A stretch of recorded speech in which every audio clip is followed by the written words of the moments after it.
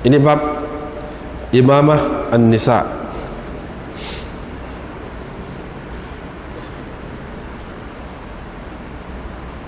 Orang-orang perempuan menjadi imam.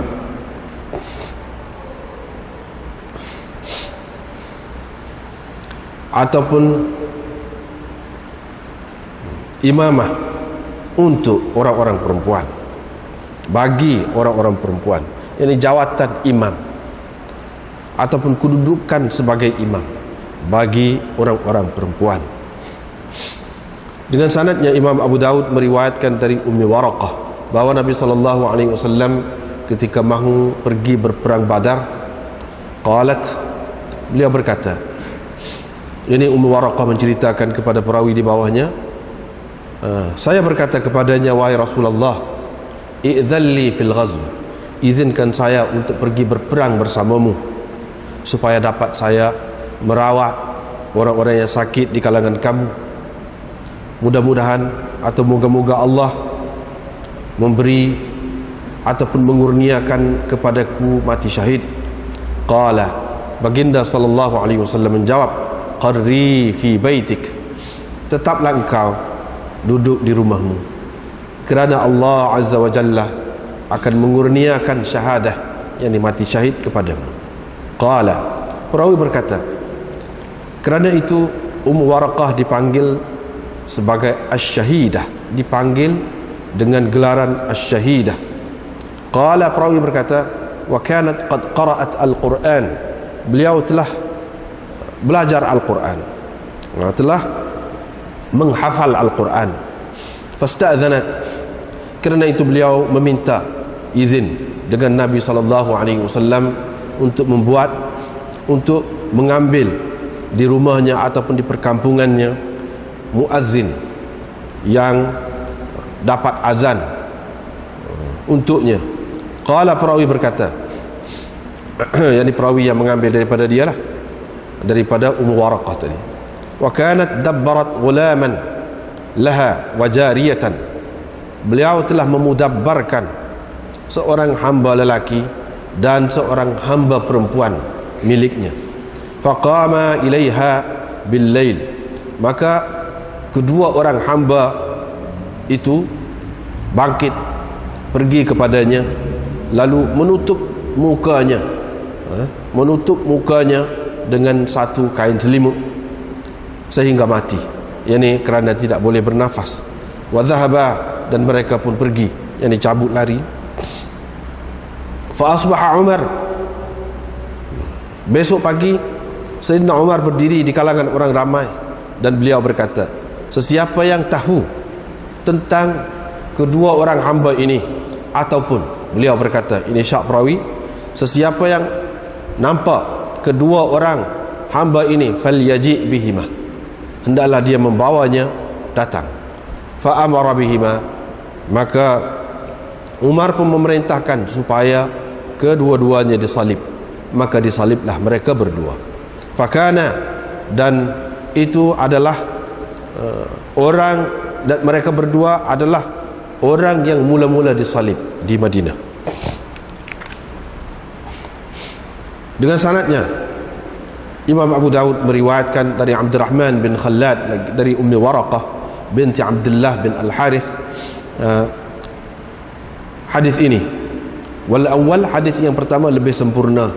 Qala, perawi berkata, wa kana Rasulullah sallallahu alaihi wasallam, Rasulullah sallallahu alaihi wasallam selalu mengunjunginya di rumahnya, dan baginda telah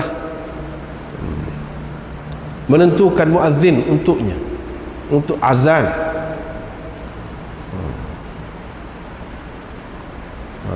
Baginda telah menentukan muazzin untuknya lah.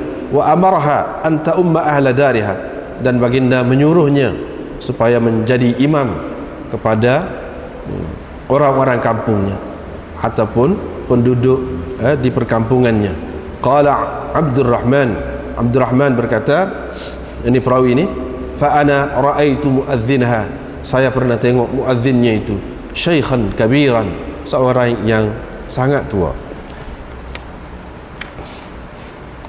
Babur rajul, ini bab seseorang mengimamkan orang, yakni menjadi imam kepada orang ramai padahal mereka tidak suka dengannya. Dengan sanadnya, Imam Abu Dawud meriwayatkan dari Abdullah bin Amr bahawa Rasulullah sallallahu alaihi wasallam bersabda, 3 macam orang Allah Subhanahu wa taala tidak menerima sembahyang daripada mereka. Yang pertama ialah orang yang tampil ke hadapan untuk menjadi imam kepada orang ramai padahal mereka tidak suka kepadanya. Yang kedua ialah seseorang yang pergi bersembahyang lewat-lewat sehingga terlepas sembahyang. Dibar maknanya seseorang pergi untuk mengerjakan sembahyang setelah terlepas. Setelah terlepas sembahyangnya itu daripadanya. Dan yang ketiga, rajulun i'tabada muharraratan, seorang yang memperhambakan orang perempuan yang merdeka. Begini ya, dalam ni dalam kitab ni, di bawah tu dia tulis fi nuskhatin muharrarahu, begitu. Yang ini seseorang yang memperhambakan orang yang telah dimerdekakannya. Kalau kita kata muharrarahu, yang ini seseorang yang memperhambakan hamba yang telah dimerdekakannya, diperhambakannya pula. Maknanya begitu.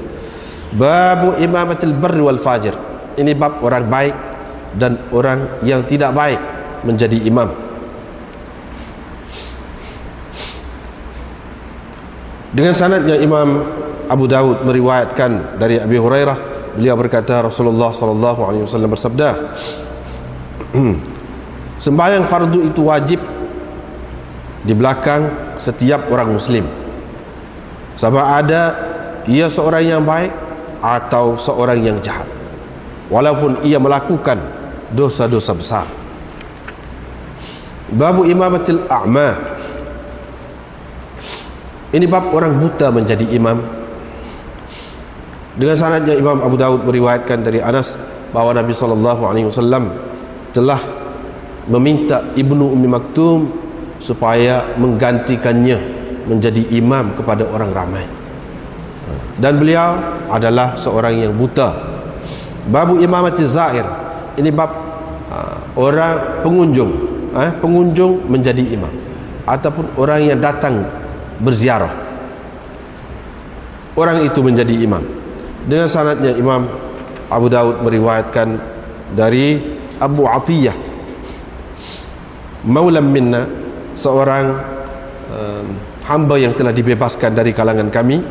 Qala, beliau berkata, Malik bin Huwairith pernah datang ke musalla kami ini. Lalu orang iqamat untuk sembahyang. Faqulna lahu, kami pun berkata kepadanya, tampillah ke depan untuk mengerjakan sembahyang ini, yakni untuk menjadi imam. Faqala lana, beliau pun berkata kepada kami, kamu suruhlah sesiapa di antara kamu pergi ke depan untuk menjadi imam kepadamu. Nanti aku ceritakan kepadamu kenapa aku tidak mahu menjadi imam. Aku telah mendengar Rasulullah sallallahu alaihi wasallam bersabda, sesiapa yang mengunjungi sesuatu kaum, maka janganlah dia menjadi imam kepada mereka, tetapi hendaklah seseorang daripada mereka menjadi imam. Menjadi imam hum, yakni kepada mereka.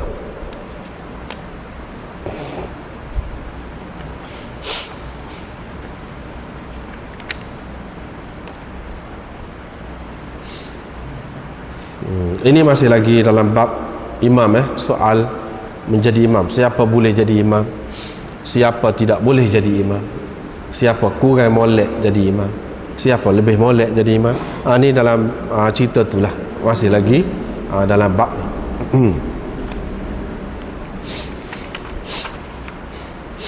amalan ni cerita tentang imamatin nisa, yakni orang perempuan menjadi imam, yakni orang-orang perempuan menjadi imam. Mana jadi imam ramah kau sekaligus? Tidak. Orang perempuan tidak khusus dengan satu orang perempuan, mana-mana orang perempuan lah, mana-mana lah. Itu maksud an-nisa. Tak timbul masalah ramai jadi tu imam, bukan gitu maksudnya, tidak maksud gitu. Imamatin nisa, yakni kita kata ini pun supaya dulu juga kita sudah bercanda kan, dari segi idafat masdar imamah.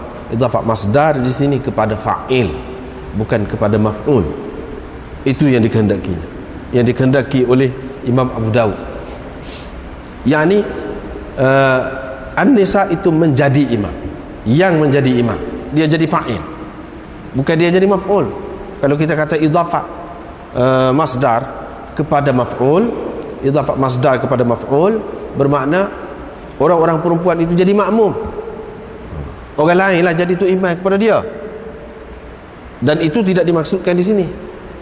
Sebab apa? Daripada hadis yang dikemukakan oleh dia tu jelas tidak maksud nak royak orang-orang perempuan tu jadi makmum. Itu biasa dah, tahu dah tu.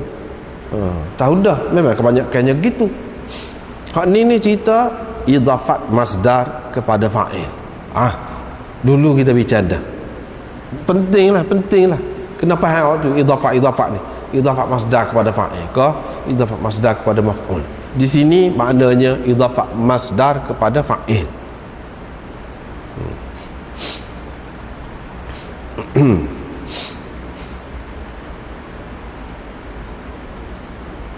Ialah kita tidak nak bahas panjang dari segi idafat ni. Kalau nak bahas panjang lah pada hal ni, malam ni imamatin nisa. Lepas tu dia kata lin nisa. Apa makna tu? Tak perlu bahas tadi pada hal tu. Dia nak ceritanya hal yajuzu dzalika am la, haruskah atau tidak orang perempuan nak jadi tu imam, haruskah atau tidak? Nak jadi tu imam kepada siapa? Kepada sama-sama perempuan. Hak tu boleh. Jadi imam kepada lelaki juga, itu persoalan. Baru-baru ni sibuk juga hak ni cerita ni, orang perempuan jadi tu imam. Dia mereka mana sibuk gagal. Kalau kita belajar malam ni kita tahulah. Kalau belajar hadis tahu. Kalau tak belajar hadis tak tahu. Tu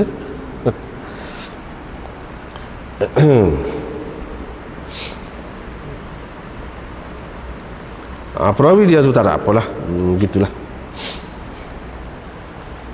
Satunya dalam hadis dia cerita ada beberapa perkara. Dan ini juga menunjukkan mukjizat Nabi SAW. Seorang yang tak mati lagi, dia kata, kamu tak payah pergi mana-mana, duduk di rumah lah, Allah akan beri syahidmu mati syahid. Tak mati lagi.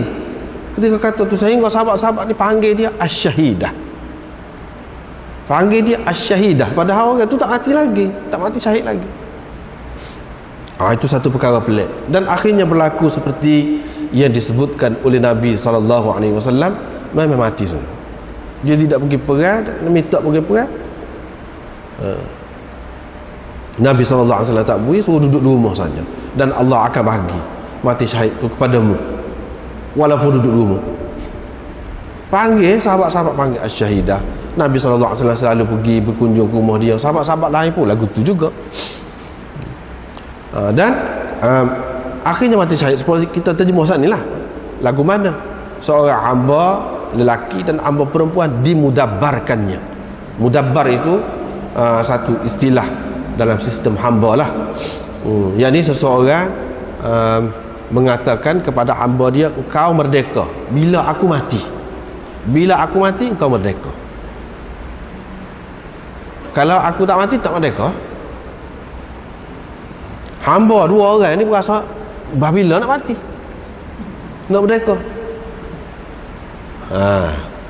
Dia pun hak dua orang ni seperti yang kita sudah baca dah ni, ambil kain selimut tebal tu, tekuk muka, mati. Hak ni lah.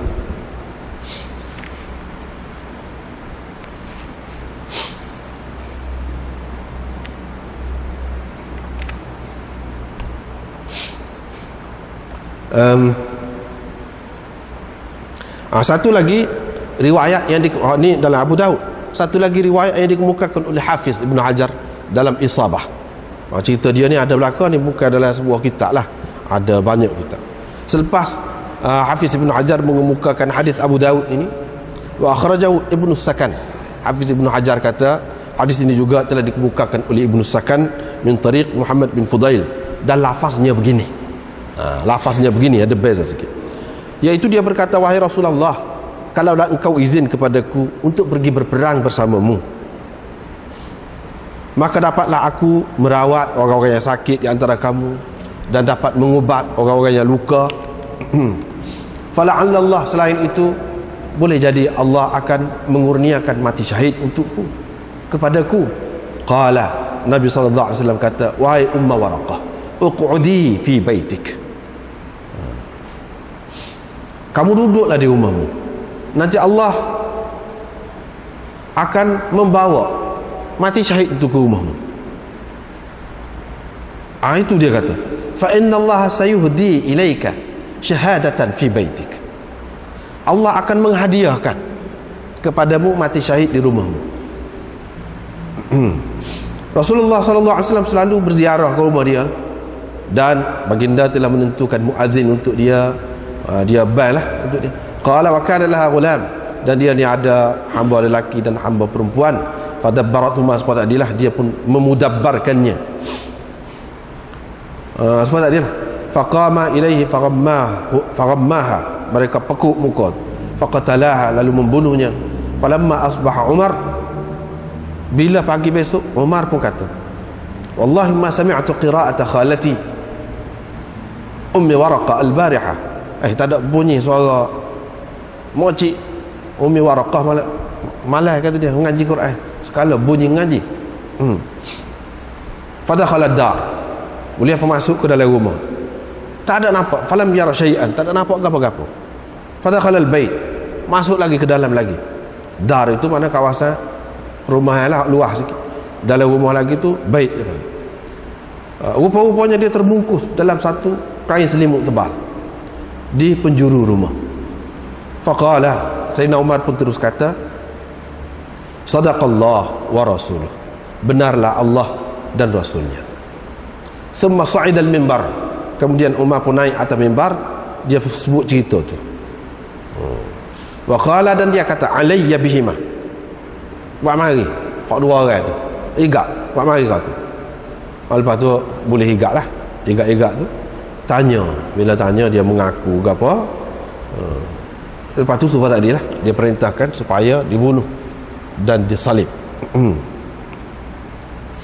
Disalib tu maksudnya setelah dibunuh diletak pada kayu lah, kayu palang gitu, letak biar orang tengok. Tidak kata lepas bunuh tu mandi, kapan pergi semaya, tanda tidak. Sebelum tu maknanya beberapa ketika duduk gitulah, gitulah, salib, biar semua orang tengok mana lalu. Itu ceritanya, asas cerita.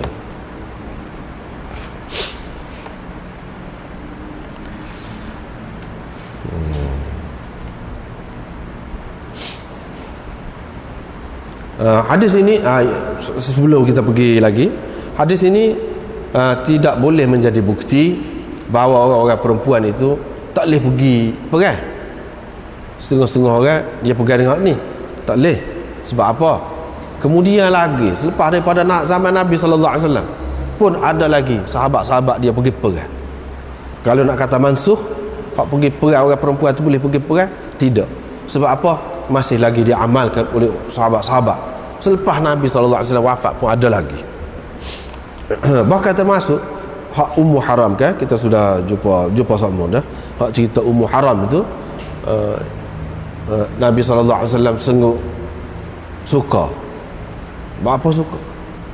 Allah tunjukkan kepada aku saat ni umat aku meredah laut macam raja-raja duduk di atas singgah sananya, hebat, pergi perang. Ummu Haram kata, minta doa lah biar saya jadi termasuk dalam kumpulan tu. Engkau termasuk dalam kumpulan tu. Nabi SAW kata. Lepas tu dia tidur pula. Selepas tu dia sedar pula, dia suka juga. Ummu Haram pun tanya pula, apa? Dia kata dia tunjuk pada aku seperti tadi juga, hebatnya. Ummu Haram pun kata, Minta doa lah biar aku termasuk dalam kumpulan tu. Engkau tak termasuk dalam kumpulan tu. Nabi SAW kata, tapi engkau masuk dalam kumpulan yang pertama. Makna ada dua kumpulan.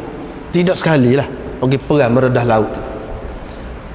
Benda ni hak dia cerita dia semasa dia ada lagi. Tetapi hak pergi perang meredah laut ni mula-mula hak Nabi SAW kata, inna awwala jaishin min ummati yaghzuna al-bahr qad aujabu. Dalam Bukhari, dalam Muslim pun ada tu. Umat aku yang mula-mula pergi berperang dengan meredah laut, qad aujabu, pasti mereka dapat syurga. Dia kata tu ketika dia hidup lagi. Tetapi benda ni berlaku, hak dia kata zaman Sayyidina Uthman. Di zaman Sayyidina Uthman, ketika Sayyidina Uthman mula-mula menggerakkan angkatan laut di bawah pimpinan Sayyidina Muawiyah. Muawiyah lah hak mula-mulanya jadi panglimanya pergi perang kat laut. Itu hak ni dia cerita masa dia di zaman Sayyidina Uthman baru berlaku.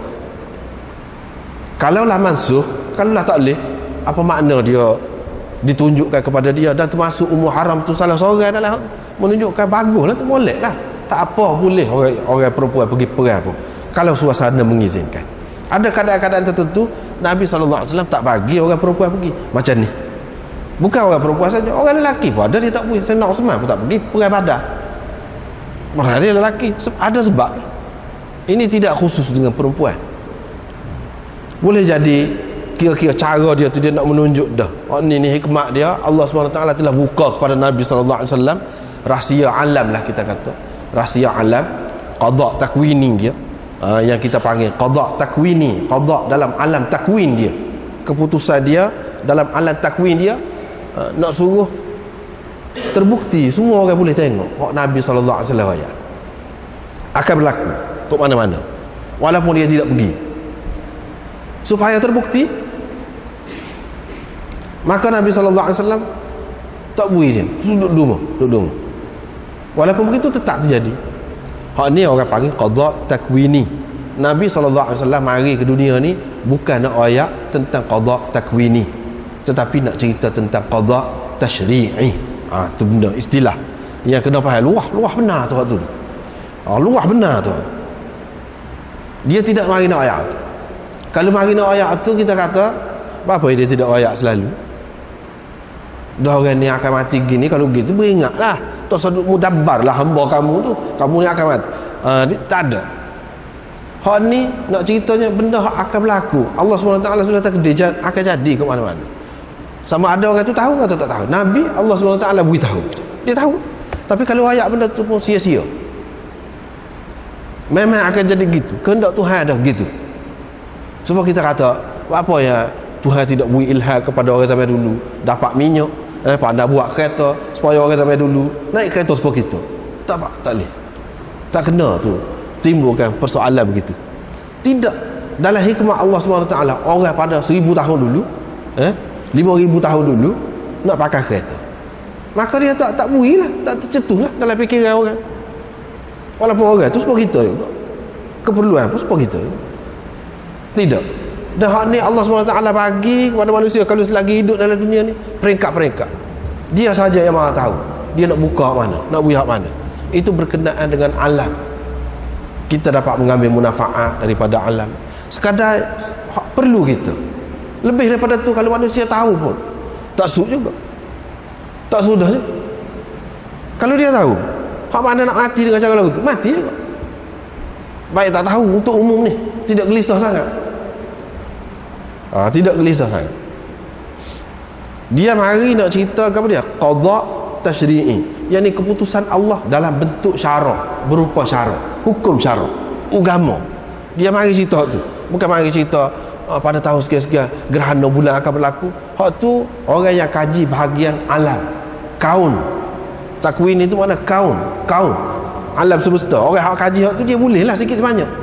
Nabi SAW, Allah SWT tidak hantar dia ni nak ayat benda tu. Pada sekian-sekian hari bulan akan berlaku gerhana matahari pukul sekian-sekian, selama sekian-sekian. Dia tidak ayat. Hak tu tahu kau tak tahu, kau tak penting. Orang boleh hidup seperti tu. Dan nilai manusia bukan duduk pada hak tu. Bukan duduk pada boleh pakai kereta, ada lampu elektrik. Tidak, nilai manusia duduk situ. Nilai manusia pada bila-bila masa duduk lain. Bukan pada benda-benda tu. Ada kelebihan kerana tu? Tidak. Ada kelebihan kerana kereta? Tidak. Ada kelebihan kerana boleh pakai aircon sekarang ni? Tak ada. Hak tu Allah SWT bagi sikit-sikit sesuai dengan zaman, keperluan manusia. Nabi SAW tidak bagi rakyat tu. Kalau dia nak rakyat, banyak benar boleh rakyat. Sekurang-kurangnya untuk sahabat-sahabat dia, supaya dia tahu Sayyidina Uthman akan mati kena bunuh ke apa. Dia tahu. Sayyidina Umar, dia tahu. Tapi dia tidak rakyat tu terai. Tak perlu. Sebab tujuan dia tidak mari nak rakyat tu. Tujuan dia mari nak rakyat agama. Kita nak mati, sepatutnya mati lagu mana? Itu nak cerita. Jangan mati dalam keadaan tidak Islam. Kita buat lagu mana, kita melaksanakan apa dalam hidup kita, itu tidak penting. Yang pentingnya kita ikut agama. Kita dapat atau tidak dapat, rahsia Allah tak penting. Yang pentingnya kita ikut agama. Ikut agama lagu mana? Supaya dia raya. Itu. Seterusnya,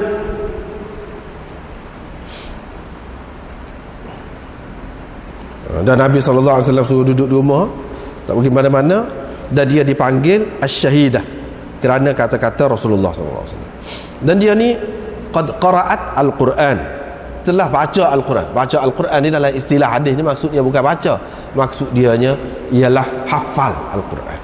Telah hafal Al-Quran. Dia pun minta dengan Nabi SAW untuk mengambil seorang muazzin di perkampungan. Dar itu dia perkampungan lah, ataupun kawasan perumahan. Ya luar, bukan rumah. Dar itu lebih luar. Rumah tu dalam. Seperti kita baca saat ni lah hadis, masuk ke dalam lagi. Hak dalam tu rumah, dar itu luar lagi. Hak lebih besar.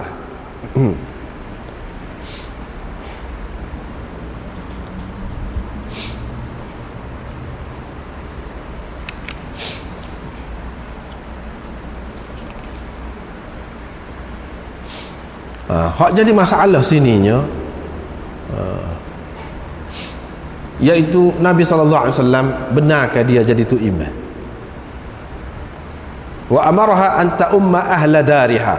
Nabi SAW suruh dia jadi tu imam kepada penduduk di perkampungan ataupun perumahan dia, dekat kawasan rumah-rumah, dekat rumah dia. Jadi tu imam ni kepada siapa? Adakah Nabi SAW bui tadi, muazzin tadi, untuk bayar saja, lepas tu dia pergi semayang lain? Kau semayang sekali dengan dia? Itu persoalan. Ada yang kata tidak, dia sekadar bayar saja. Tapi ada yang kata tidak, bukan sekadar bayar. Memang hak ni pun tukang bayar dia, dan hamba dia, hak lelaki, hak bunuh dia, dan hak lain-lain lagi, lelaki dan perempuan, ikut belakang dia. Dia jadi tu imam. Cuma jumhur ulama tidak pakai hak tu. Tak pakai. Ini kita baca. Wa hadzal hadis, kata dia, yadullu ala jawazi imamati al-mar'ah lin-nisa. Wa amma 'inda al-Hanafiyyah fajazat ma'al karahah.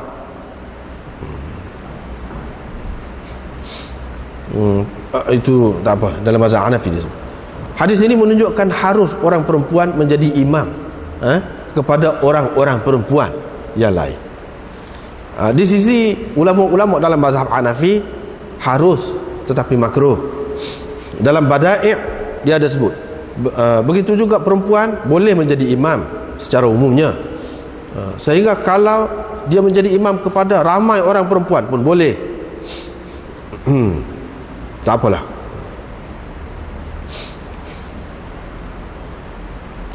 Cuma jemaah mereka itu makruhah indana, kata dia. Jemaah kalau secara tetap gitu makruh di sisi kita. Ini kata dalam mazhab Hanafi. Wa 'inda Syafi'i, di sisi Imam Syafi'i nya mustahabbah ka jama'atir rijal. Mustahab, molek supaya orang lelaki kalau dia beriman, dia berjemaah, molek. Orang perempuan ni pun lagu tu je, molek.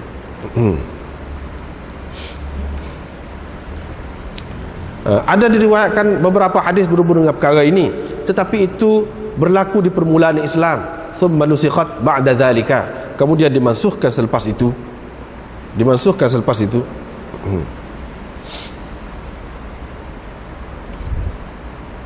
Lepas tu bawah ni dalam kitab ni dia petik daripada Sya'rani berkata, Syafi'i dan Ahmad mengatakan perempuan boleh mengadakan jamaah di rumah dengan tidak ada makruh.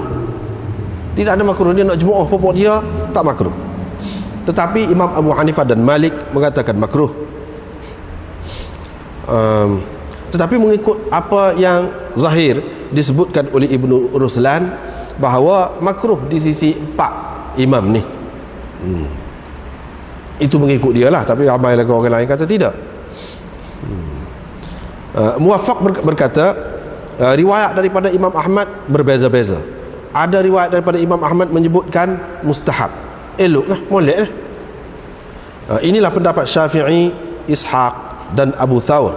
Ada juga riwayat daripada Imam Ahmad tidak mustahab, tidak elok. Wa qala ashabur ra'yi makruh, tetapi kalau mereka buat sah. Wa qala Sya'bi wan Nakhai, Sya'bi dan Nakhai dan Qatadah mengatakan boleh kalau semaya sunat, tidak semaya fardu. Tidak semaya fardu. Kalau dia jemaah sunat, tarawih ke apa ke boleh jemaah gitu, kata mereka ini. Wa qala Malik la yanbaghi laha an ta'umma ahadan. Malik berkata tidak seyogianya perempuan itu menjadi imam kepada sesiapa pun. Ini mengikut pendapat dia.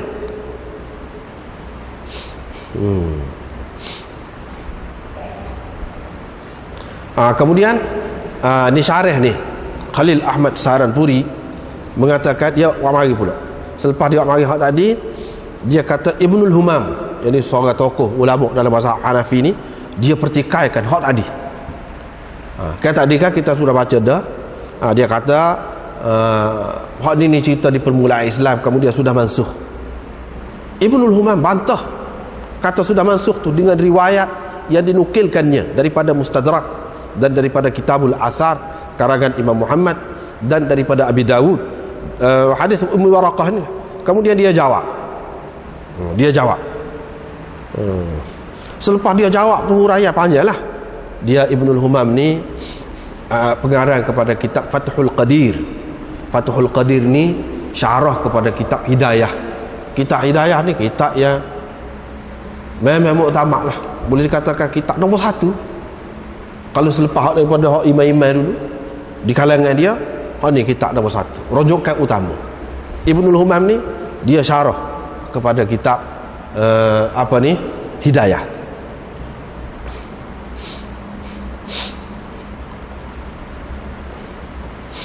Dia kata tetapi masih lagi perbincangan ada dalam menentukan nasikh itu. Kalau kita kata hadis hak ni hak semaya orang perempuan jadi tu imam ni dulu sudah mansuh, hak mana hak nasikhnya? Hak mana yang memansuhkan hak tu? Dia kata sebab apa, kalau kita nak dakwa sesuatu amalan itu sudah mansuh, mesti kita kena tahu hak mana yang nasikh, hak mana yang memansuhkannya. Dia kata, ini Ibnul Humam kata, walam yatahaqqaq fi an-naskhi, tidak terbukti ada satu dalil yang memansuhkan hak ni, illa ma dzakara ba'dhum min imkani kaunihi ma fi Abi Dawud wa Sahih Ibn Khuzaimah. Tidak ada satu dalil yang kukuh yang membuktikan sudah mansuh, kecuali apa yang disebutkan oleh setengah-setengah ulama mungkin hak boleh disebut sebagai mansuh, iaitu hadis dalam Abu Daud. Sebelum ni kita sudah jumpa dah dalam Sahih Ibn Khuzaimah pun ada juga, iaitu semayang seseorang itu di rumah dia lebih baik lagi daripada semayang dia fi hujratiha, dalam rumah hak lebih besar lagi, luas lagi di luar rumah. Dan semayang dia dalam bilik kecilnya lebih afdal lagi daripada semayang dia dalam rumah dia hak luas sikit. Lepas tu Ibn Khuzaimah meriwayatkan, inna ahabba salatil mar'a ila Allah, semayang seseorang perempuan yang paling disukai Allah ialah di tempat yang paling gelap dalam rumah dia, tempat yang paling sempit dalam rumah dia. Dan dalam satu hadis yang diriwayatkan oleh Ibnu Khuzaimah dan juga Ibnu Hibban, paling hampir perempuan itu kepada Tuhan iaitu ketika dia berada di tengah-tengah rumahnya, dalam rumah dia. Ulama membuat kesimpulan, ini andaian, kemungkinan hak Ibnul Humam kata, yang orang kata sudah mansuh tu hak mana yang nasihnya? Kalau nak ada pun dia kata hak ni, sebab apa? Kalau dalam bilik kecil macam mana nak jemaah? Dia kata ke hak paling molek dalam mukhda', dalam bilik kecil. Bila dalam bilik kecil hak tu hak paling molek, macam mana dia nak jadi tu imam pun nak jemaah? Sedangkan dalam bilik menunjukkan hak sorai tu lebih baik. Sebab mukhda' itu la yasa'u al-jama'ah, tidak boleh muat jemaah. Begitu juga kalau tengah rumah dia, begitu juga kalau dalam tempat yang paling gelap. Tetapi Ibnul Humam kata, wala yakhfa ma fihi, tidak tersembunyi kepada orang yang mengerti, ia tahu hukum kelemahan yang terdapat pada hujah ini. Kalau kita nak kata hak tadi, hadis tadi yang nasikh, yang memansuhkan, tak kuat tu, tak terang tu, tak boleh nak kata lagu tu. Wa bi taqdir taslim, kalau kita nak terima jugalah, kalau kita nak terima tu, fa inna ma yufidu naskh sunniyah, paling tinggi dia hanya memansuhkan sunat tu, sunat kelebihan tu, bukan tak boleh langsung. Paling tinggi dia memansuhkan gitu, kalau kita nak terima juga. Tetapi nak terima tu pun payah, kata dia. Wa huwa la yastalzimu karahat at-tahrim, ini tidak semestinya apabila memansuhkan hak sunat, tak semestinya apabila tak ada hak sunat tu jadi makruh tahrimi selalu, tak mesti. Kata dia. Ini pasal dia orang fiqh, dia kecek cara fiqh lah. Bahkan kalau kita nak kata tanzih pun payah, kata dia. Paling tinggi, kata dia, paling tinggi khilaful aula. Khilaful aula ni ingat lagi pada makruh. Kalau kita nak kata jugalah, dia pergi alah kau tak leh, alah kau tak leh tu khilaful aula. Nak kata makruh tanzih tak sampai situ kalau setara tadi hujah. Nak kata makruh tahrimi kau jauh. Itu kata dia. Wala alaina an nadhhaba ila dhalik fa innal maqsud ittiba'ul haqq haitsu kana.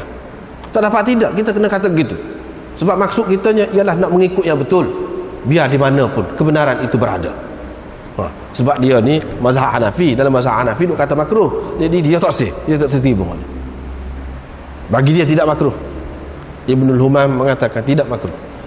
Sebabnya dalil-dalil orang kalau boleh dikemukakan hak tadi, hak tu tidak jelas menunjukkan makruh, tak jelas. Paling tinggi khilaful aula.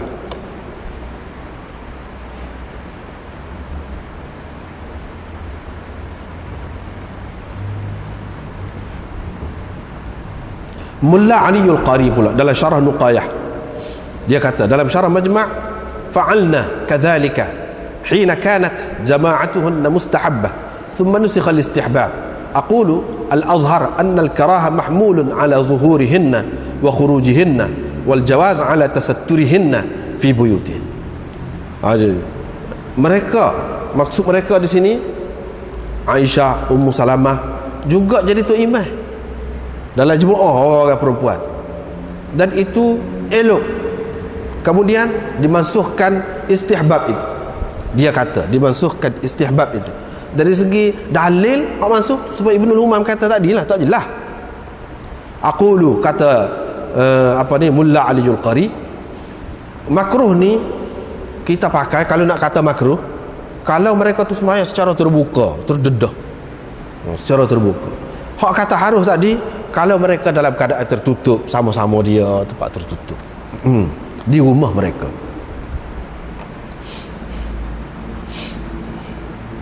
Lepas pada tu dia kata, ni syarih ni Khalil Ahmad Saharanpuri, ada pun setengah-setengah ulama yang berdalil dengan hadis ini tentang keharusan orang perempuan menjadi imam kepada orang-orang perempuan dan orang-orang lelaki. Fa ghairu sahih, tak betul, itu tak betul, kata dia. Orang yang buat dalil ni untuk orang perempuan jadi tu imam kepada orang ramai perempuan dan ramai laki-laki, itu tak betul. Apa sebab dia kata? Alasan orang yang mengatakan boleh ni berdasarkan hadis ini, sebab dia kata Waraqah tadi dia ada muazzin yang azan untuk dia, dan dia ada hamba lelaki, ada hamba perempuan. Hak zahirnya dia ni jadi tu imam kepada muazzin dia dan kepada ghulam dia, hamba lelaki dan hamba perempuan. Qultu, saya akan kata Khalil Ahmad ni, saya akan jawab, istidlal itu tak kena, tu boleh dipertikaikan. Dalil saat ni, nak buat dalil saat ni tak boleh dipertikaikan. Sebab dalam hadis ni tak ada menunjukkan dia jadi tu imam kepada kedua-dua hamba dia, yang lelaki dan perempuan, dan kepada muazzin dia. Tak ada. Sekadar hak tu jadi tukang bas. Hak ni royak hamba dia mudabbarkan, lepas tu hamba dia ni bunuh dia. Sekadar tu ya dalam hadis. Tak ada royak lagu mana hak dia jadi tu imam kepada hak lelaki ni juga ke lagu mana. La tadullu ala imamatiha iyyahuma, dengan apa cara sekalipun tak nampak tu.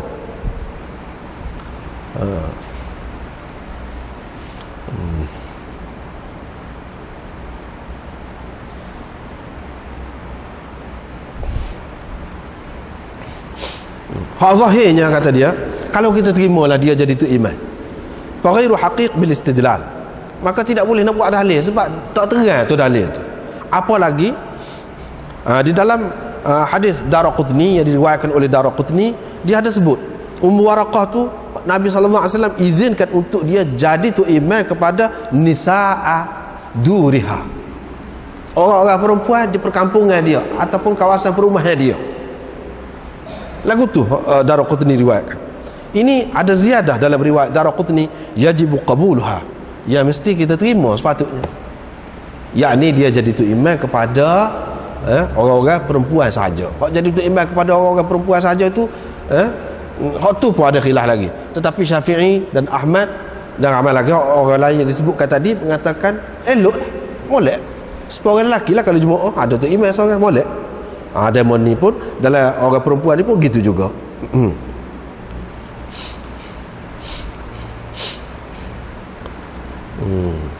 Adapun dalil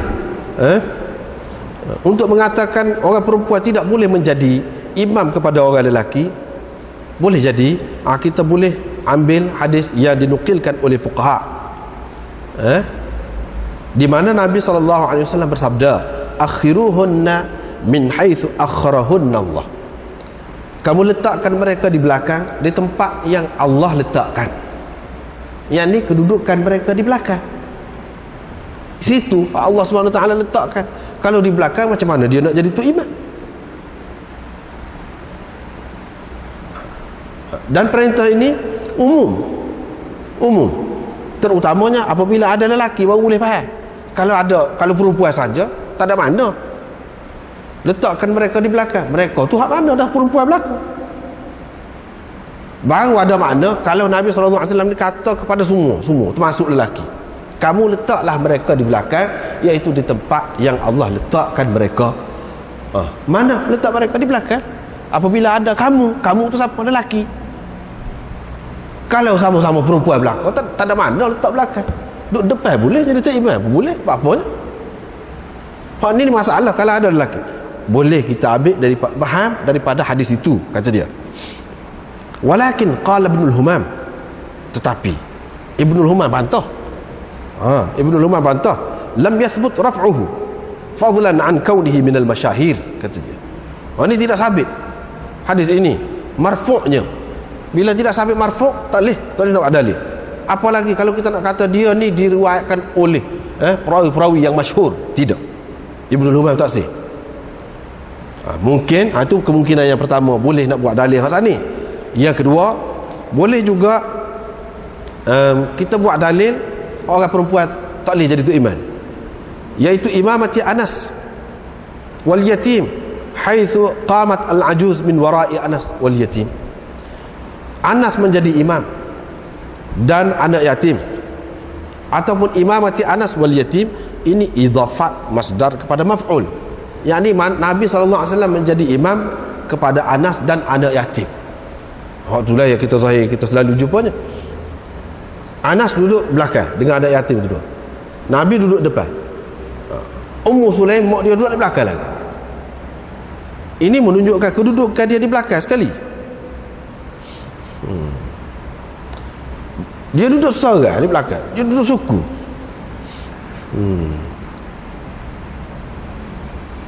Sedangkan kalau mengikut mazhab Ahmadnya, duduk seorang ni kalau tidak dalam saf, ada saf, tapi kita duduk seorang di luar saf, batas semaya, tak sah semaya. Ni tidak, dia suruh duduk lagu tu, walaupun perempuan itu seorang tak apa juga, menunjukkan memang dia kena duduk di belakang, walaupun daripada budak belakang lagi daripada budak. Kalau nak kira Anas tu budak, hak seorang lagi anak yatim tu mana budak lagi lah. Kalau tidak yatim, dia tidak kata letak budak ni di belakang lagi daripada orang perempuan, tidak, budak ni letak di belakang dia, di belakang lagi baru perempuan.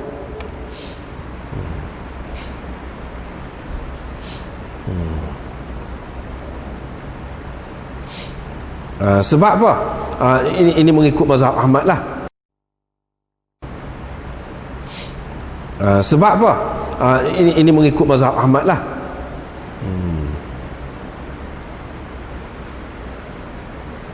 Boleh juga, mungkin juga boleh dibuat dalil untuk orang yang kata tak boleh ni, iaitu dengan dalil ijma'. Tidak harus orang perempuan menjadi imam kepada orang lelaki.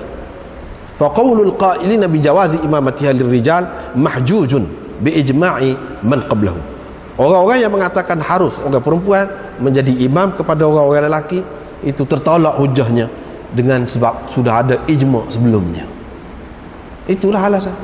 Tapi kalau nak cari dalil yang terang sungguh, kalau saat ini kesimpulannya istimbak saja. Kalau nak cari dalil hak kukuh sungguh, tak boleh, tak sah, tak ada. Betul lah sebab Ibnul Humam kata tu. Betul. Bahkan di sini dia ada sebut, kalau kita kata ijma', macam mana tokoh-tokoh ulama besar ni dia langgar ijma'? Ni bawah dia sebut, lakin qala Ibn Ruslan, tetapi Ibn Ruslan berkata, inna Tabari wa Aba Thawr ajaza imamataha lirrijal wa fil manhal dhahaba ila jawazihi Dawud wa Abu Thawr wal Muzani wa Tabari wa qala al-Muwaffaq la ya'tamu biha ar-rijal bihalin fi nafilah wala fard wa huwa qawlu 'ammat al-fuqaha wa qala Abu Thawr la i'adata 'ala man salla khalfaha wa huwa qiyas qawl al-Muzani. Tabari, Abu Thawr mengharuskan orang perempuan menjadi imam kepada orang-orang lelaki. Dalam kitab Manhal pula disebutkan, di antara orang yang berpendapat kata harus orang perempuan menjadi imam kepada lelaki ialah Daud Zahiri, Abu Thawr, Muzani ni anak murid Imam Syafi'i, Tabari. Wa qala al-Muwaffaq pula Ibnu Qudamah kata la ya'tamu bihar rijal, orang lelaki tak boleh ikut orang perempuan sama sekali, sama ada dalam sembahyang sunat atau sembahyang fardu. Inilah pendapat kebanyakan fuqaha. Tetapi dia kata, Abu Thawr berkata, tidak perlu diulangi sembahyang orang yang sembahyang di belakang orang perempuan, tak perlu kena sembahyang mula, sah dah. Ini juga mengikut qiyas, kata pendapat Muzani. Itu ya benda hak nak ayat. Baca dah lah sana ni. Benda ni tidak benda besar. Padahal tidak benda besar. Dan kalau nak kata ijma', berapa banyak orang kata ijma', sebenarnya tidak ijma'. Ijma' lagu mana ni ramai gini mon? Ijma' siapa? Kalau ijma' sahabat tu, sahabat dah lah, buat tak serupa tu, walaupun tidak terang, dah tak terang, tak boleh nak buat dalil hak ni, tak boleh nak buat dalil untuk ni juga, tak boleh. Tak terang ada orang lelaki ikut belakang dia, tak terang juga tak ada orang lelaki, tak terang juga, tak nak sebut juga dalam hadis ni tak ada orang lelaki. Lepas tu Abu Thawr ni orang besar ni, Daud Zahiri, Muzani, Tabari. Muzani tak tahu kata guru dia, kalau kata tak boleh langsung. Imam Syafi'i pun tidak kata gitu, cuma jadi teriman kepada lelaki tak boleh, teriman sama dia tu tak apa tu. Tu lagu tu ramal lah katanya, imam kepada lelaki, imam kepada lelaki. Bagi orang yang kata boleh tu, dia kira dia sembahyang ni di dar, perkampungan, kawasan luar tu, bukan dalam rumah. Kalau orang nak kata dalam rumah tak apa, dak ni dar ni di luar rumah. Kalau dalam rumah ban awak gapo dia tu orang untuk ban ni untuk panggil orang. Ini mana kalau nak kira dari segi dasar je, asas dia. Ini dari segi masalah khilaf lah, masalah khilaf. Lepas tu molek ke Dari segi molek tak molek itu soal lain lah. Dari segi harus, kita kata saat ni dari segi harus. Orang-orang yang kata tu pun dia kata harus, bukan kata lebih molek orang perempuan jadi tu imam. Tidak, sekadar harus paling tinggi tu. Tetapi kalau orang perempuan jadi tu imam kepada orang perempuan juga, itu naik lagi daripada harus. Molek pun ada, sunnah pun ada, sunat pun ada. Hak ni hak kata harus ni hak lelaki.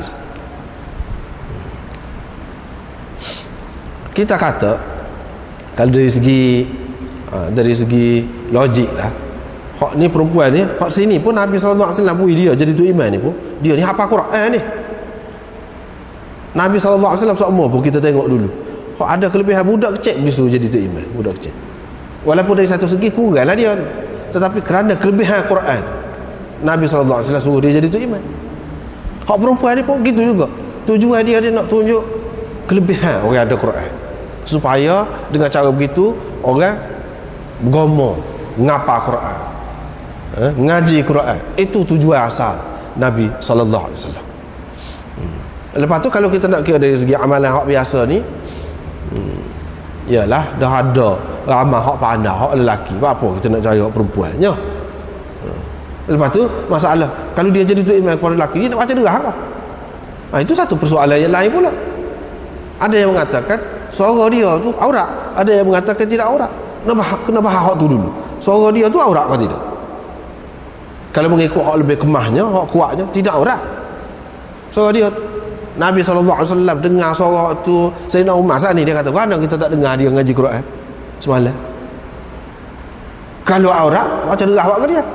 Kalau tak baca derah, Sayyidina Umar dengar mana? Menunjukkan tidak aurat.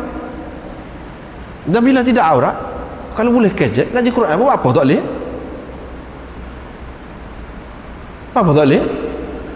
Gitu.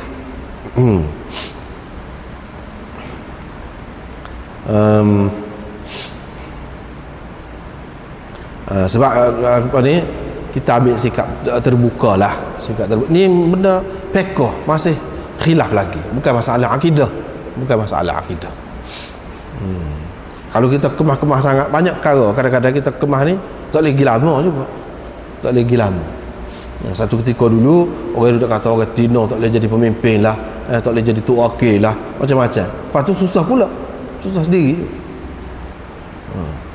Apabila dia dapati kemudian tak gitu, lagu lain pula. Baik kita royak selalu, tetapi bukan makna lebih afdal, tidak kata lebih afdal. Hak mazhab tadi royak dah lah mazhab, tidak afdal. Harus ke tidak? Harus. Mengikut hak kata harus lah. Hak kata tak harus, tak harus lah, dah khilaf lah betul. Ini semua bergantung kepada kemahiran, kecekapan, kelebihan seseorang tu. Kalau katakanlah hak Tino ni memang alim, hak jantan ni apa tak erti kau satu, baca pun tak erti. Dalam keadaan tu, kalau kita tengok Nabi SAW nak menunjukkan kelebihan orang ada Quran tu, dia bui Ummu Waraqah, dia bui daripada orang lain-lain. Lepas tu kita, apakah semata-mata kerana lelaki? Kalau syarat, memang syarat untuk sah tu iyalah, ni tidak syarat. Tetapi bagi orang yang kata tidak harus tu syarat lah, memang syarat lah. Bagi orang yang kata harus tu, dia tidak syarat lah, tidak syarat gitu. Babur rajul ya ummul qaum wa hum lahu karihun. Ini bab seseorang menjadi imam kepada orang ramai padahal orang tidak suka kepada dia, orang tak suka kepada dia. Diriwayatkan dari Abdullah bin Amr, bukan Abdullah bin Umar. Dalam setengah-setengah kitab tu dia tidak ada waw. Kalau tak ada waw orang baca Umar, kalau ada waw orang baca Amrin. An Abdullah bin Amrin, orang panggil waw tu waw fariqah, Ini riwayat Abdullah bin Amr bin Al-As. Amrin itulah. Dia kata tiga macam orang Allah SWT tak terima sembahyang mereka, tak terima sembahyang mereka. Lepas tu bila hak tadilah Satunya orang yang tampil ke depan jadi tu imam, padahal makmum ni tak suka dengan dia. Tuhan tak terima. Bila tak terima, tak sah selalu kah? Kalau kata tak terima dalam hadis ni, makna tak sah kah? Tak. Tidak semesti makna tak sah. Ada kalanya bila kata tak terima memang dengan makna tak sah. Ada kalanya bukan dengan makna tidak sah, tapi tak terima sebagai sembahyang yang sempurna. Tak terima sebagai sembahyang yang sempurna. Kalau sembahyang pun jemaah tu, pahala jemaah tu tak ada, sembahyang sah. Dia ada dua perkataan qabul dalam istilah hadis ni, terima. La yaqbalullahu salatan min ghairi tahurin ataupun min ghairi tuhurin. Allah SWT tak terima sembahyang tanpa suci, tanpa bersuci. Tanpa bersuci, kalau kita kata tuhur, bersuci. Hak ni syarat. Tak sah memang kalau tak suci, tak sah sembahyang. Tak terima tu, tak terima dengan makna tak sah. Sini bukan makna tak terima tak sah. Tak terima sebagai sembahyang yang sempurna. Supaya juga sesiapa yang pergi jumpa dengan tukang tenung, Allah SWT tak terima sembahyang dia selama sekian-sekian hari, 40 hari dan seumpamanya, hadis-hadis yang seumpama itulah. Bukan makna tak terima tu tak terima tak sah. Kalau tak sah, tak wajib sembahyang lah. Dia boleh katalah, muka saya pergi jumpa dengan tukang tenung tadi, jadi saya tak boleh pergi lah sembahyang jemaah. Kalau pergi pun kita tak terima, tak sah sembahyang. Dia tak boleh kata lagu tu. Sebab tak terima di sini dengan makna tak terima qabul. Qabul apa ni? Ithabah. Bukan qabul ijza' orang panggil. Kalau qabul ijza' mana tak terima tak sah. Kalau qabul ithabah tak terima dengan makna Tuhan beri pahala. Tak, Tuhan tak beri pahala. Tak terima tu lagu tu. Tuhan tak beri pahala. Bukan makna tak sah. Bukan makna telah terlepas dah dia tu daripada taklif, daripada tanggungjawab sembahyang. Tak, kena sembahyang semacam. Kena sembahyang semacam. Lepas pada tu hak tak terima ni tak terima lagu mana? Kalau tu imam tu molek dah, mengikut syaratnya, mengikut pandangan syarat agamanya molek dah, makmum dia tak setuju dengan dia. Ataupun kerana dunia lah tak setuju tu, kerana kes lain, urusan dunia, bukan urusan sembahyang dah. Lagu mana? Hak tu tak kira lagu tu. Hak makmum hak tak terima ni, tak terima dari segi agama, dari segi agama tak suka ke dia, bukan dari segi hak urusan dunia. Kalau dalam urusan dunia mungkin lain cerita, ni tak agama. Kalau dalam kes agama, hak lagu tu tak boleh. Tak suka ke dia tu pasal dia tak betul baca, tak suka ke dia tu pasal dia duduk buat benda-benda macam ni. Hak tak molek, maksiat kita kata. Sebab tu tak suka. Orang lain ramai lagi, ada lebih-lebih lagi. Tak suka lagu tu, itu termasuk. Kalau tak suka tak ada kerana apa-apalah, hak dunia tak termasuk. Lagu tu bukan Allah SWT tak terima hak imam tu, tak terima hak makmum tu, hak tak suka tu. Apa tak suka ke dia, dia cukup syarat dah, kena suka lah.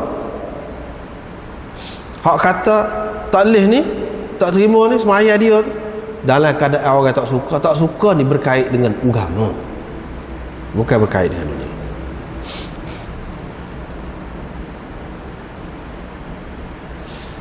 Yang kedua, orang yang pergi sembahyang di belakang. Sembahyang di belakang. Maksud di belakang di sini ialah sembahyang setelah habis, terlepas sembahyang itu daripada dia. Selepas sembahyang tu terlepas daripada waktu lah. Kira-kiranya waktu hak jelasnya terlepas daripada waktu. Baru pergi sembahyang. Nak pergi sembahyang mana-mana lah, ataupun baru bangun sembahyang kita. Setelah sembahyang tu habis dah waktunya. Ni pun Tuhan tak terima juga. Tak terima dengan arti beri pahala. Beri pahala lebih istimewa kepada orang yang sembahyang dalam waktu. Tak beri lagu tu. Tak beri. Sembahyang sah, kena qada, sembahyang kena qada. Tetapi pahala dia tak ada. Itu yang kedua. Yang ketiga, orang yang memperhambakan hamba perempuan yang telah dimerdekakannya. Itu kalau kita kata muharraratan. Kalau kita kata mengikut satu nuskha yang lain, muharrarahu, yakni hamba yang telah dimerdekakannya, tak kira lelaki ke atau perempuan. Kalau mengikut yang pertama tu, perempuan, hamba tu perempuan. Bapa yang sebut perempuan tu secara khusus? Sebab dia ada beza lah perempuan ni secara khusus. Sebabnya kalau telah dimerdekakan hamba tu, tak boleh dah nak setubuh nak apa, tak boleh dah nak buat dia ni sebagai koli, suruh kata ni, tak boleh dah kalau sudah merdeka. Kalau orang lelaki bolehlah suruh buat koli, buat suruh kerja apa-apa. Kalau orang perempuan ni bukan setakat suruh, boleh suruh buat kerja, suruh berjahit, suruh kata ni, boleh tidur sekali tanpa berkahwin. Tanpa berkahwin. Bila masuk dalam milik dia, milkil yamin, orang panggil milkil yamin, milik tangan kanan. Milik tangan kanan tu maksud dia jadi tuan. Hak tu hamba, tak nikah, tak akad nikah apa pun boleh tidur sekali. Tidur sekali tu maksudnya jimuk, boleh. Boleh. Sebab itu dia sebut muharraratan. Kalau kita mengambil kira ada tak marbutah tu, secara khusus, sebab dia memberi makna yang lebih daripada kalau kita kata muharrarahu. Muharrarahu maknanya apa ni, hamba yang telah dimerdekakannya. Tak kira lah lelaki atau perempuan, tak molek orang lagu ni.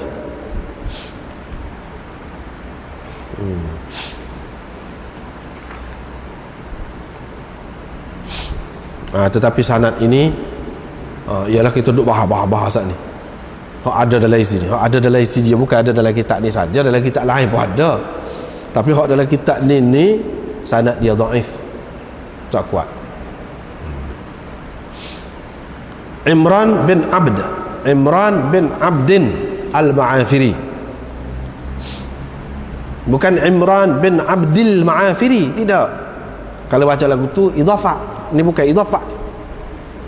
Imran bin Abdin al-Ma'afiri, bukan idhafah. Abu Abdullah al-Misri berkata, dia kata apa? Dia ni Abu Abdullah al-Misri, dia ni kunyah dia. Uthman ad-Darimi berkata, dia ambil daripada Ibnu Ma'in, dia kata dhaif. Yahya bin Sa'id al-Qattan mengatakan la yu'rafu haluhu, keadaannya tidak diketahui. Tapi Ibnu Hibban memasukkan dia di dalam perawi thiqah. Ya'qub bin Sufyan pun kata dia ni perawi Mesir yang thiqah. Ijli berkata Misri tabi'i thiqah. Mana ada yang mengatakan thiqah, ada yang mengatakan tidak, bahkan mengatakan dhaif. Kalau tidak sabit dia ni dipertikaikan. Abdurrahman bin Ziyad, hak datang pada dia. Abdurrahman bin Ziyad bin An'um al-Ifriqi, hak ni semua tak ada khilaf ni. Dhaif belaka. Semua kata dhaif dia. Dia tak sebut sini ni. Tak sebut, muka maklum dah. Hak tu tak ada khilaf. Hak bawah pada dia lagi, iaitu Abdullah bin Umar bin Ghanim, hak tu pun dipertikaikan juga. Mana 3 orang betul-betul dalam sanad hadis ini. Orang yang dipertikaikan dikatakan dhaif. 2-nya dipertikaikan, ada kata dhaif, ada kata tidak. Tetapi hak seorang iaitu Abdurrahman bin Ziyad bin An'um, semua kata dhaif.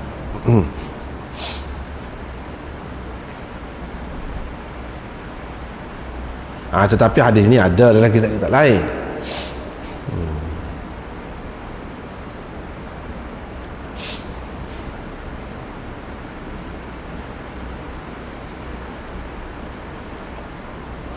Kemudian bab orang bar, bukan bir, bar.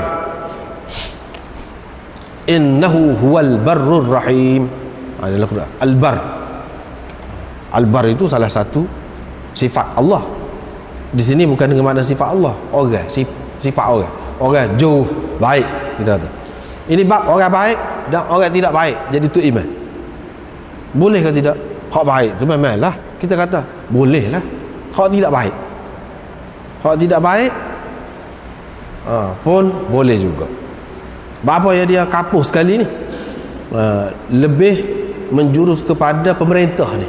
Pemerintah, kalau pemerintah tu sama ada dia baik ke atau tak baik, semaya dia, kalau dia jadi tu imam, sah semaya dia. Bahkan disuruh kita ikut, disuruh kita ikut.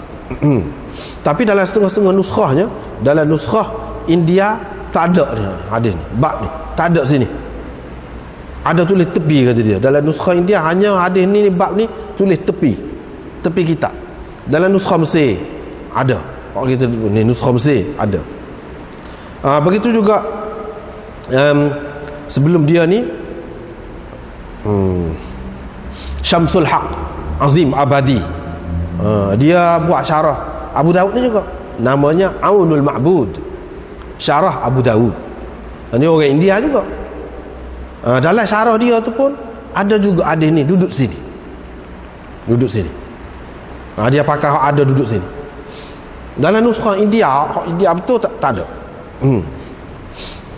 Bahkan Abu Daud kemukakan hadis ini dalam babul ghazwi ma'a a'immatil jawr. Ini bab berperang bersama dengan pemimpin-pemimpin yang zalim. Dalam bab tu dia mari panjang hadis ni. Panjang hadis, bukan berhenti sekat ni rekah, tidak.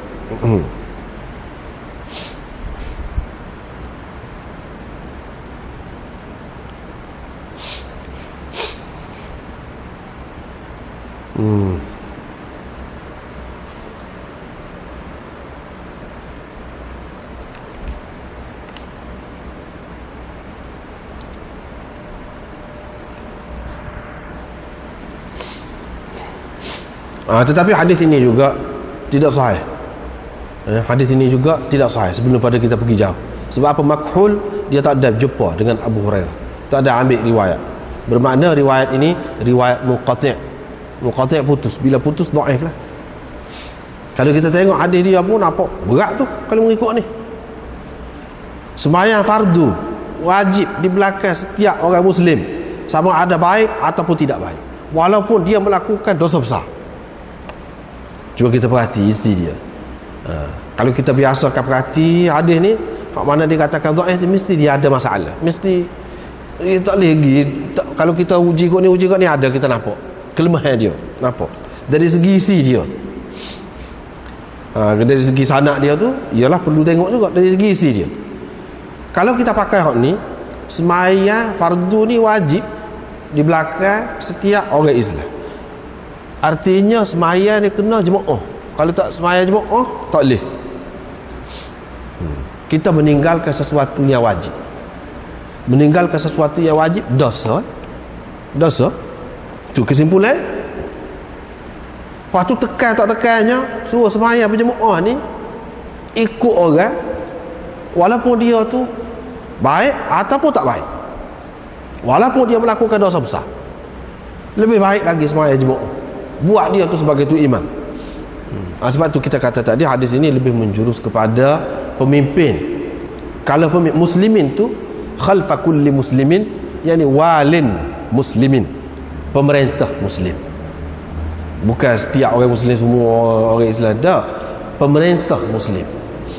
Sebab mengikut sunnah Nabi SAW dan Khulafaur Rasyidin daripada dulu lagi, memang hak jadi tu imam itu ialah pemimpin negara. Pemimpin negara. Hak khalifah tu khalifah. Selain daripada khalifah, hak jadi gubernur dia di negeri-negeri, wilayah-wilayah yang berlainan itu pun gubernur dia itulah yang jadi imamnya. Bukan jadi imam dalam sembahyang fardu 5 waktu saja, dah. Dalam sembahyang jenazah, dalam sembahyang apa pun memang mereka juga yang menjadi imam. Itu mengikut, kalau kita tengok dalam kitab-kitab hadis memang gitu. Dan Nabi SAW nak suruh lagu tu seboleh-bolehnya pemimpin tu jadi imam. Sehingga kalau pemimpin tu kurang baik, kau tak baik, walaupun dia melakukan dosa besar pun kita kena ikut dia. Sebab mengikut asalnya memang Nabi SAW suruh gitu, dan dia buat gitu. Dia jadi tu imam. Sayyidina Abu Bakar jadi tu imam, Sayyidina Umar jadi tu imam, dan seterusnya.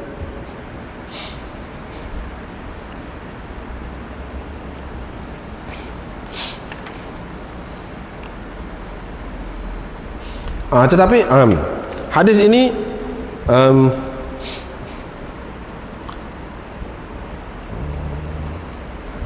menunjukkan bahawa sembahyang seseorang di belakang orang fasik adalah sah. Begitu juga sembahyang seseorang di belakang orang mubtadi', ahli bid'ah, sah juga. Selagi bid'ah tu tidak bid'ah yang membawa kepada kekufuran lah, yang membawa kepada kekufuran. Dan mengikut setengah ulama yang dia kata hadis ini menjadi hujah terhadap Imam Malik. Yang hadis ini bercanggah dengan pendapat Imam Malik lah. Sebab apa? Imam Malik tidak membenarkan orang fasik menjadi imam. Imam Malik kata tak boleh. Tak boleh orang fasik jadi tu imam. Sedangkan dalam hadis ni orang melakukan dosa besar tu fasik lah. Orang jahat fajir itu fasik lah.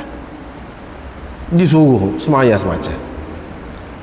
Tetapi bagi pihak Imam Malik dan orang sependapat dengan dia, yalah nak kemah sangat, nak pegang dengan hak tu. Hadis tu setara mana dulu? Nak tolak hak dia tu pun hadis sana tu setara mana? Hadis tu tak boleh pergi. Daraqutni pun meriwayatkan juga hadis ini.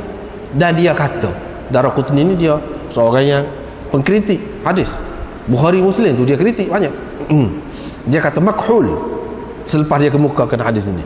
Dia kata makhul lam yalqa Abu Hurairah.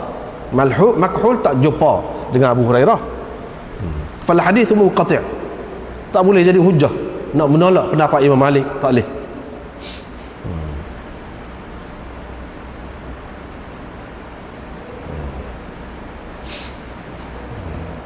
Begitu. Cuma dia ada sebut di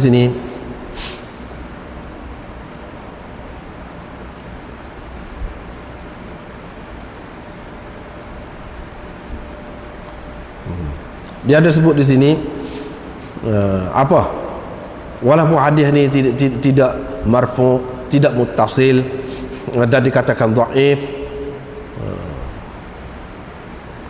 banyak dia lafaz lagu ni makna dia sama. Misalnya dalam Daraqutni pun juga mursal juga.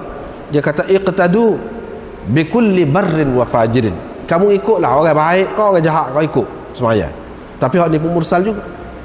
Walaupun mursal, dia kata diperkuatkan hadis yang mursal ini dengan amalan salaf, kerana mereka bersemayam di belakang pemimpin-pemimpin yang zalim. Bukhari dan Muslim meriwayatkan bahawa Ibnu Umar bersemayam di belakang Hajjaj. Begitu juga Anas bersemayam di belakangnya. Sedangkan Hajjaj itu maklum dah, orang kata dia ni zalim. Tu kita tak setuju. Tak setuju.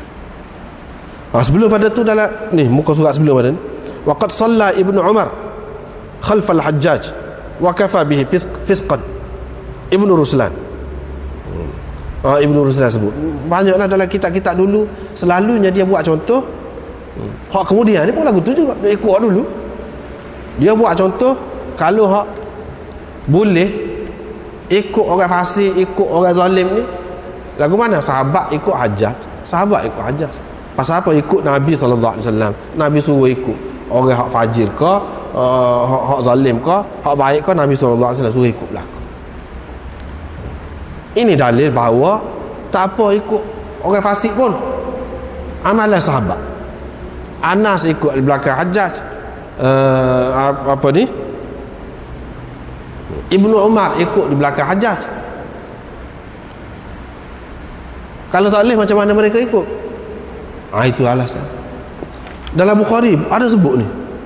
Dalam Bukhari pun ada sebut. Kita kata sepatutnya dah Ibnu Umar, Anas ikut belakang dia, makna dia tidak lagu tu lah. Dia tidak fasik lah. Nak kata dia fasik, dia jahat, dia kena ada dalil yang kukuh, yang kemah. Kalau tak ada dalil yang kukuh semata-mata berdasarkan buk sejarah, tak boleh. Kita kata Bukhari ambil daripada dia royak, menunjukkan dia tu molek. Kalau tak molek, apa ya dia mau ikut? Nak menunjukkan boleh, harus gitu saja. Tak pernah sahabat menunjukkan dia tu molek. Dengan sebab itu sekarang ni sudah ada orang usaha untuk membersihkan semula sejarah ni ramai. Di antaranya Hajjaj itu juga. Banyak bila bahar tak lekat, banyak tak lekat, jatuh pasal hak orang duduk tuduh dia, kata dia ni zalim gitu mu. Tak ada zalim, orang kafir pun tak ada zalim gitu mu. Hajjaj ni gitu. Bahaya tu bahaya. Ada benda bahayanya kepada dia.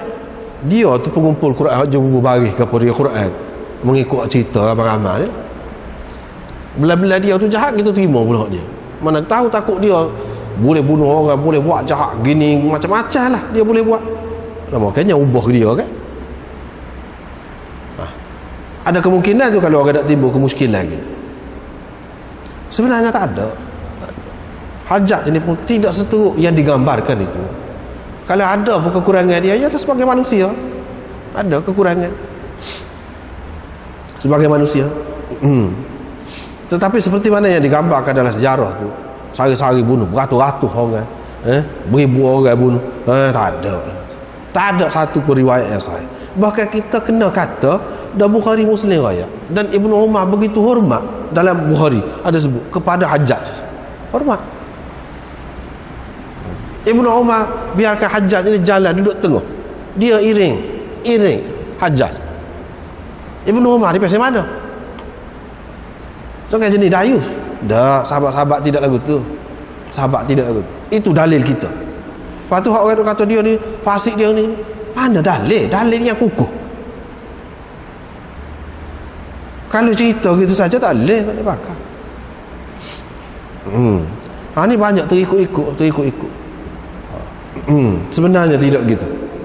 Supaya kita kata, kita tak, kalau kita terima pemusuh-musuh nak kata Abu Sufyan jahat, Muawiyah jahat, Marwan jahat, Imam Malik pun dalam kitab dia tu ambil riwayat dia. Imam Malik pakar fatwa dia. Kita kata sepatutnya hak tu jadi dalil bahawa dia ni orang molek. Marwan ke apa tu? Imam Malik terima. Dalam Bukhari pun ada riwayat dia menunjukkan molek. Abu Sufyan pun ada juga, Muawiyah pun ada juga, menunjukkan molek. Dia terima baik lah tu. Kalau kita nak terima lagi hak tu, habis. Apa makna yang ada dalam Bukhari dia sebut molek tu? Sepatutnya kita kena pakai hak tu, kembali semula kepada Bukhari, kembali semula kepada pakai sejarah. Begitulah. Kemudian babu imamatil a'ma wallahu a'lam.